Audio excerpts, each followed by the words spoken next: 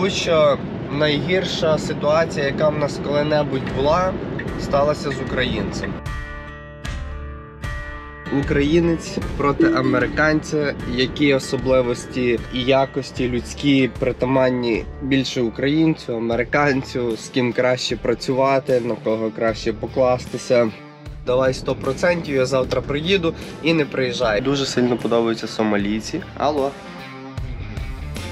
Отак. Американські і українські водії. Що я можу вам про то сказати? Американські водії ніколи не виконують свого слова. Це все дешеве гімно возить от великі компанії.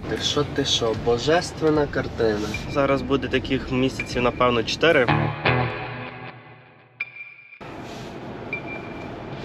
Опа. У нас якраз тема українці, чи там не українці, хто з водіїв кращі, хто гірші. На цей трак, на цей виїжджає не українець. Що ми маємо на сьогоднішній день? Такий трачок, 107-й, здається, наш. Стояв у нас цей трак без водія, але ми вже знайшли водія. Водій знайшов нас. І все, відправляється в дорогу сьогодні цей водій. Які водії кращі? Це таке дуже чутливо. Наприклад, у нас в компанії мікс. Це означає, що у нас в компанії є і наші водії. І ми не відчуваємо сильно, якщо чесно, якоїсь різниці.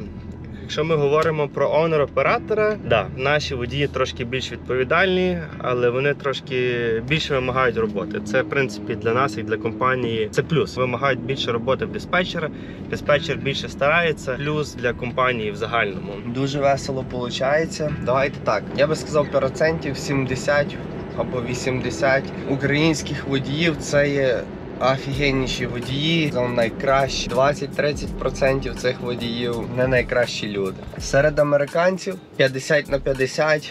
Чи та людина буде крута, чи та буде людина не дуже крута. Давайте тепер чуть-чуть розберемо, чому я такі поставив цифри. У нас працює зараз, може, десяток українців. Я би не сказав, що в нас є з ними проблеми. Були українці, з якими були у нас проблеми, але вони вже у нас не працюють, слава Богу. Тому я буду говорити за тих, що, наприклад, що зараз є, і розкажу декілька прикладів про тих, що були.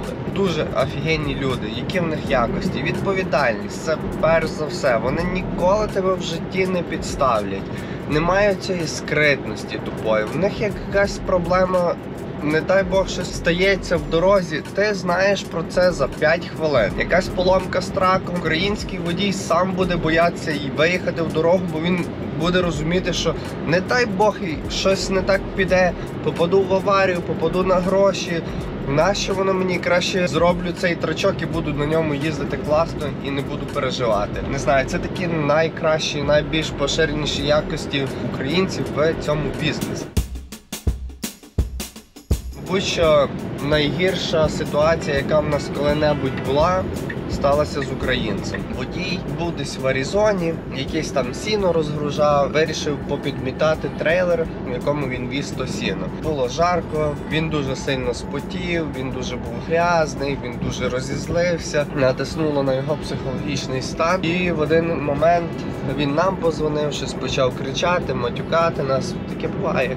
Таке дуже часто буває, до речі. В один момент він починає їхати і пропадає карти GPS, він зависає на GPS, нас ми не бачимо, виявляється, що він відключає логбук і починає просто їхати на трасі куди завгодно. Він не піднімає трубку, потім ти йому дзвониш ще декілька разів, питаєш, де трак. Він піднімає, але вже не хоче говорити, каже, шукайте, мене то не хвилює. Це все відбувається не за 5 хвилин, це все відбувається протягом цілого дня. Так вийшло, що власник того траку то був водій з Узбекистану, і він летить в Фінікс з Нью-Джерсі шукати свій трак. Прилетів туди, пішов в один тракстап, на один тракстап немає, пішов на другий немає, обдзвонив всі товінги, ніхто нічого не товав. Не зрозуміло, де трак, де трейлер, взагалі нічого не зрозуміло. Дзвонимо ми в поліцію, подаємо, що в нас вкрали трак-трейлер, тому що так робити можна, коли в тебе такі ситуації трапляються. Проходить десь, може, 5 годин після того, як ми репортимо цей трак, що його вкрали. І поліція дзвонить і каже, ми знайшли ваш трак. Ми такі кажемо, ух ти, де? Ваш трак під Мексикою.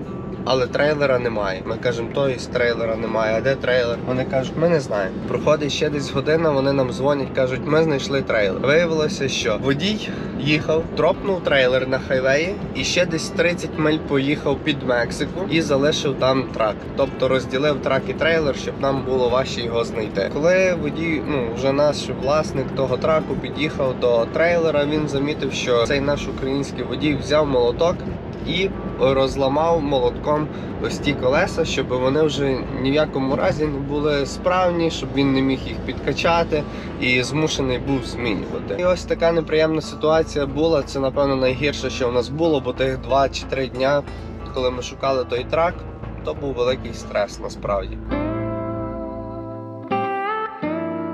Чого ми, в принципі, почали говорити лише про водіїв, якщо у нас працює дуже багато людей в офісі? Яка ситуація з ними? В нашій компанії немає ні одного американця, працівника офісного. Одна дівчина з Молдови і всі з України. Вже навіть дівчина з Молдови вже починає говорити по-українськи трохи. Тут я вже відчуваю різницю. Я відчуваю різницю в менталітеті, в підході до роботи.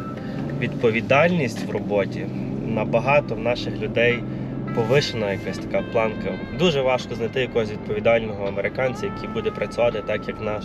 Тому що я працював в свій час в болгарській компанії, там була брокерська компанія, і там працювала. Там більшість були американців. Тобто там було все нормально. В загальному робота велася, вони всі працювали, але завжди хтось там міг так просто захворіти, не прийти, сказати там, типу, мене нога болить, мене палець болить, мене голова болить, я не прийду. В наших людей такої нема. В нас, якщо конкретно щось хтось не може прийти, наша людина попередить, дасть знати, до того підійде серйозно. І мені набагато легше спілкуватися. Я рідна мова це українська. Я в офісі хочу спілкуватися на рідній мові. Не знаю, хочемо зробити таку дуже дружній колектив. З своєї сторони я завжди стараюся якнайкраще, тому що це, скажімо, здоров'я компанії. І не те, що там я лише думаю про компанію. Мені самому працювати в цьому офісі кожен день. Я на сьогоднішній день в офісі працюю кожен день, і мені працювати з тими людьми. Дуже сильно подобаються сомалійці. Дуже круті водії також, але є такий момент, в них постійно хтось вмирає. Зазвичай це бабуся. В одного сомалійця може вмерти бабуся за рік 3 або 4 рази. І він звільняється, він просто, все добре, все круто, йому все подобається. Він каже, що сьогодні все, ти найкраща компанія. Якийсь інший сомалієць йому сказав, що це не так. На наступний день він приїжджає і каже, у мене family emergency, у мене бабуся померла, і тупо свалює за секунду. І все, нічого з тим не зробиш. Давайте я вам ще один приклад розкажу, який стався з нами буквально недавно. Це сталося тиждень назад. Був у нас водій, якого я знаю з 16-го року. Він казав, я купив свій трак, я до вас прийду.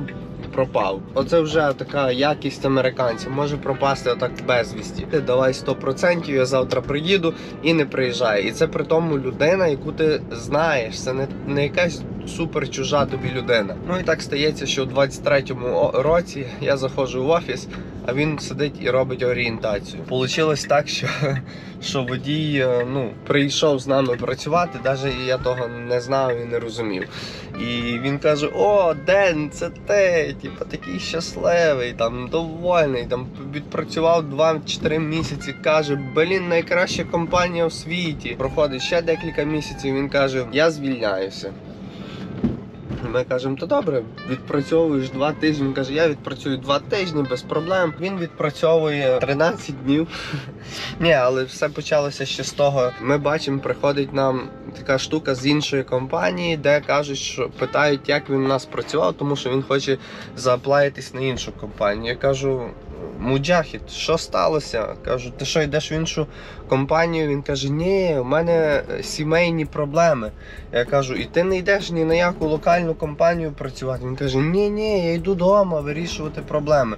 Я кажу, так прийшов employment verification на твоє ім'я. Він каже, да? Ну да, а ти що думаєш, я буду вдома сидіти, я буду працювати на локальній роботі? Я кажу, та ж ти казав, що ти не будеш працювати на локальній роботі. Він каже, ну да, ну а ти що думаєш, як я маю жити? Ну, коротше, вже починається. Потім виявляється, що вже зовсім не локальна робота, а вже, ну, обично така сама робота, як у нас, просто, мабуть, що трошки інші умови, і він вирішив змінити. Уже починається якась брехня від людини, яку ти знаєш не перший рік. І потім відпрацював він 13 днів, як він, а мав 14 відпрацювати. І на 13-й день ми бачимо, що він стоїть вдома в Пенсільванії, а мав груз з Норс-Каролайни в Іллінойс. І поїхав в Пенсільванію. Тобто робить ще зайвих 300-400 миль. Ми навіть не знали, що він так зробив, по-перше. В суботу ввечері дзвонить до нас 911. І виявляється, що він запаркував трак на проїзній частині на паркінгу в Walmart. Тобто включені фари, включені щотки, включений трак і просто стоїть. Поліція дзвонить, каже, напевно, водій вмер або щось з ним сталося. Ми зараз будемо розбивати вікно в траці і будемо провіряти, що з ним сталося. І ми зразу їм дзвонимо, кажемо, не розбивайте нічого, у нас є ключ, не переживайте, все круто, відкриєте, подивитесь, але скоріш за все, що водій пішов додому, тому що він живе в тому місті. Дійсно відкриває трак, там нікого немає, трак пустий. Вони кажуть, вам треба перепаркувати цей трак на правильне місце. Я попросив, якщо вони перепаркували, вони, звичайно, що зробили це, що було дуже дивно, тому що поліція зазвичай таке не робить. І все. І після того водій не відповідає взагалі до сьогоднішнього дня. Хороший приклад того, що водії американські не дуже відповідальні. Він втрачає в районі $5000 його зарплата, плюс його ескро за те, що ми доставляли за нього груз, робили репавері трака. Дуже неприємна ситуація. Чому? Не знаю. Реально не розумію, чому так сталося, чому він не довіз той трак в Іллінойс, йому би коштував білет додому там $200, або, мабуть, що і він вже і роботу десь тут знайшов. Дуже тупа ситуація і дуже неприємна. Стала зима, і що ми робимо? Зараз будемо йти прикрашати хату. Тут гірлянди, отам гірлянди, коротше, тут будемо прикрашати. І була ситуація, там буквально пару днів назад дзвонить Тарас, каже, я зламав ногу, я кажу, як так сталося? Він каже, та ось з гаража впав, гірлянди чіпляв. Я йому кажу, ну ти дебіл, кажу. Що не міг заплатити там $200-300, щоб тобі от приїхали, поцепили гірлянди, щоб ти не лазив, не падав. Він каже, да, ти правий, треба було це зробити. Я не планував цього року нічого робити. Але приїхали мексиканці, гарно покосили травичку, позбирали все листя. Прийшла прибиральниця. От бачите, все так. Газончик прикольний. Прийшла прибиральниця, прибрала в хаті. До речі, за що я заплатив $100 в нашому районі коштує поприбирати в хаті. І воно якось так приємно стало і захотілося самому полазити в такій хаті і почіпляти гірлянди. Реально так сталося. Залізаю я на дах. Багато наших українців мають таку ще штуку, що вони не хочуть приводити своїх друзів в компанію через те, що я навіть чув одного разу, що мені так говорили, ну якщо я приведу свого друга, то мені буде менше грузів, так як моєму другу треба буде давати ще також грузи. Це такий момент смішний, тому що грузів достатньо для всіх.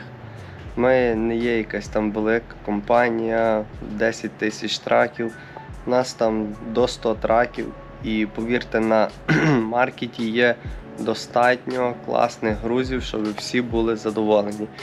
Але деколи така штука є. Мені неодноразово говорили водії, ну якщо я його приведу, то мені буде гірше. Ні, вам гірше не буде, вас навпаки будуть більше любити через те, що хочете, щоб компанія розвивалась. Такі маленькі моментики є. З нашими водіями легше домовитися, ніж з американцями. Більше їм довіряєш і вони більше бояться, я би сказав, як то правильно, зафакапити себе. Так як, наприклад, ти даєш, грубо кажучи, продаєш трак, трейлер українцю, ти знаєш, що він у тебе буде працювати, виплатить той трак на 100% і не кине його десь, не звільниться, не піде, тому що боїться наслідків, що може статися, і це правильно. Якщо брати американців, вони якось не звертають на це увагу. Їм пофіг. Йому не сподобається, він залишить трак, навіть якщо він заплатив, ще й буде від тебе вимагати грошей. І їм все одно, що вони програють суд, тому що вони попідписували контракти, тому що їм все одно, що вони ще на тому попадуть, грубо кажучи. Їм якось байдуже на це все. Наших хлопців таке не канає. Якщо вони вже підписуються на щось, вони то роблять до кінця. У більшості випадків, 95% це так. В американців це не так. Вони якось не фінансово грамотні. Так, тепер будемо надіятися, що хата не згорить від мої.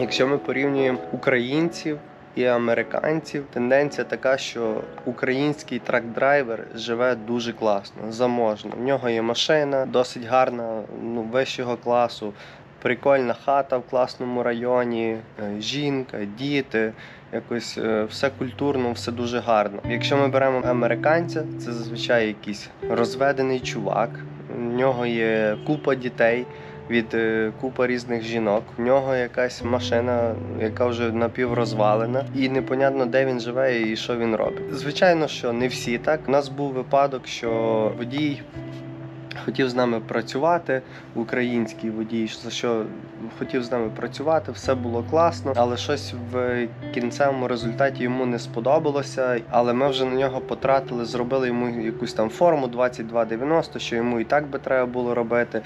За $500 ми то зробили і домовились там з першого чеку, ми заберемо ці гроші. Він з нами не почав, але так як ця людина була порядна, чесна, він приніс нам гроші за цю форму і просто сказав, мені не підходять ваші умови, я не буду з вами працювати, але ось вам гроші, тому що ви витратили це. Ніякий би американець цього не зробив. В більшості випадків не зробив. Безліч класних ситуацій, які ставалися з нашими водіями, коли вони проходять класну інспекцію, коли вони те, що вони завжди вчасно на делівері, на пікапі, те, що вони супервідповідальні, це дуже-дуже великі плюси. Немає такого, що водій каже, я вийду в неділю, і тут в неділю ти йому дзвониш, він не піднімає, не їде, нічого не відбувається, а потім каже, ой, я не бачив, телефон пропав. Такого з українцями немає. Тема U4U. U4U – це програма, по якій сюди зараз приїхало дуже багато українців. Все це, на жаль, через війну, але ця програма надає всім українцям можливість працювати. І скажімо, зараз вже десь близько так, що проходить скоро, або вже зараз пройшов рік з того часу, коли з'явилися перші люди, які отримали CDL, з тих, хто приїхав сюди по програмі U4U. Тобто в нашій компанії потрібно мінімум 1 рік досвіду для того, щоб працювати з нами. Народ, в кого вже є 1 рік досвіду, і ви шукаєте компанію, з ким би працювати, можете робити це з нами. Адреса нас є, ми там реальна компанія, не фейк, ми працюємо відкрито, чесно, любимо працювати з нашими людьми. Так що дзвоніть нам, телефонуйте, у нас є реклама, і у нас є рекрутери, і у нас на Google Map, як нас можна знайти. Знаходимося ми в Болінбрук, Іллінойс.